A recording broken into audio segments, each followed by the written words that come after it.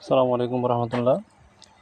মুসাপুর থেকে সওদাগরের ব্রিজ পর্যন্ত বালু মহল নিয়ে একটি ভয়াবহ কথা শেয়ার করব আপনাদের সাথে এবং দেখানোর চেষ্টা করব। এটি হচ্ছে ফেনী নোয়াখালীর পর্যটন কেন্দ্র। মুসাপুর থেকে সওদাগরের ব্রিজ পর্যন্ত যাওয়ার পথ নোয়াখালীর অন্তর্গত কোম্পানীগঞ্জ উপজেলার যে মুসাপুর ক্লোজা বাঁধ অথবা সমুদ্র সৈকত, এখান থেকে সওদাগরের ব্রিজ পর্যন্ত আনুমানিক 6 থেকে 7 কিলোমিটার হবে। এই 6 থেকে 7 কিলোমিটার পথের মধ্যে অন্তত 20টা বালুমহল আছে, যেখান থেকে অবৈধভাবে প্রতিনিয়ত বালু উত্তোলন করা হয় এবং রাতে বিশেষ করে বালু পরিবহন করা হয়। এই বালুমহলগুলো বন্ধের জন্য সরকারের ঊর্ধ্বতন মহল থেকে, বিশেষ করে নির্বাচনের আগ মুহূর্তে আমাদের বর্তমান পরিবেশ ও জলবায়ু মন্ত্রী জনাব আব্দুল আল মিন্টু সাহেবও কঠোর নির্দেশনা দিয়েছিল এবং নিষেধাজ্ঞা আরোপ করেছিল এখান থেকে যেন কোনোভাবে বালু উত্তোলন করা না হয় এবং বালুমহলগুলো যেন বন্ধ করা হয়। কিন্তু কে শোনে কার কথা? চোর না শোনে ধর্মের কাহিনী। এই সিন্ডিকেট মনে হচ্ছে যেন দেশের আইনের চেয়ে বড়। টাকার কাছে আসলে মানুষ, নদীর তীরবর্তী মানুষের জীবন বন্দী। প্রতিনিয়ত মানুষের ঘর বাড়ি বিলীন হচ্ছে, রাস্তাঘাট কালভার্ট ব্রিজ ধ্বংস হচ্ছে, মানুষের সম্পদ নষ্ট হচ্ছে, কিন্তু এই বালু খেকোদের বালু তোলা, বালু পরিবহন করা বন্ধ হচ্ছে না।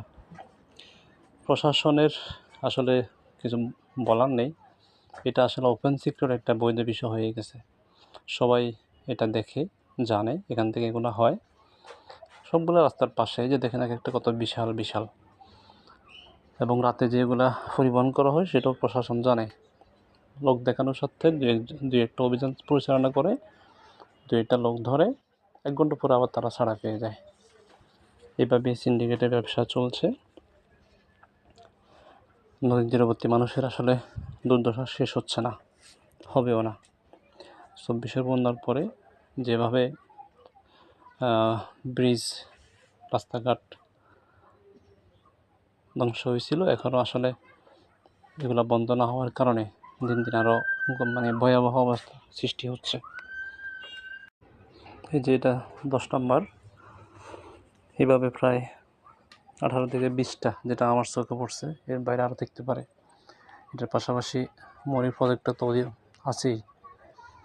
অর্থাৎ যে যেখান দিয়ে পারতেছে একদম ভেঙ্গে ছাতার মতো বালুমহল তৈরি করে সেখান থেকে অবৈধ বালু উত্তোলনের মাধ্যমে নদীমাতৃকা নদী সত্ত্ব ধ্বংস করছে, বিপর্যয়ের মুখে ফেলছে মানুষের, শত শত মানুষের ঘর বাড়ি, জীবন, সম্পদ। এভাবে আসলে একটা রাষ্ট্রের অবকাঠামো ঠিক থাকতে পারে না। এই অন্যায়ের বিরুদ্ধে আসলে প্রতিবাদ হতেই হবে, এগুলো আসলে বন্ধ হতেই হবে।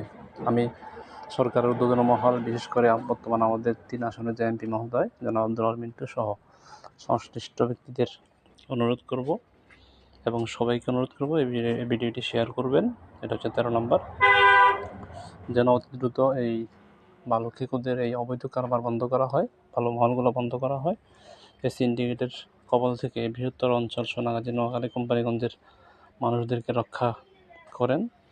আপনারা দ্রুত পদক্ষেপে এটার একটা ব্যবস্থা গ্রহণ করবেন, এটা আমি প্রত্যাশা করছি। এটা হচ্ছে 15 নম্বর।